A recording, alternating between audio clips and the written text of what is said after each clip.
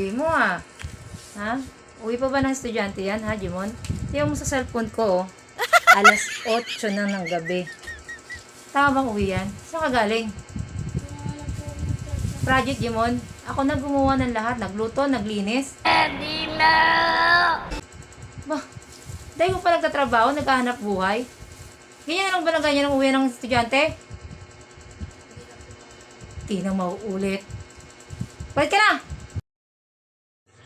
Masan ka pupunta? Sa katrabaho ko na. May birthday yan lang. Ano oras ka uuwi? Mga 9:10. Kasama naman ng tita mo eh. Kumain ka muna sa bahay ng nanay ha. Apo. Sige po. Hours later. Mano oras na? Hindi ko alam eh. Tignan mo. 12 a.m. na. Kala ko ba 10 or 9 ka lang uuwi? 12 a.m. na ba? Nalimutan ko. Tignan mo, lasing ka pa. May alak ka. Hindi. Ano ka ba? Nakapagkwentuhan lang. Ano naman ako. Tignan mo, tulog na si tita, oh. Kakahintay sa'yo.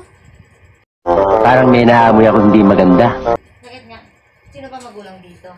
Ikaw. Ba't mo ako pinapagalitan? Hindi, nagtatanong lang. Ano ngayon kung anong oras ako umuwi?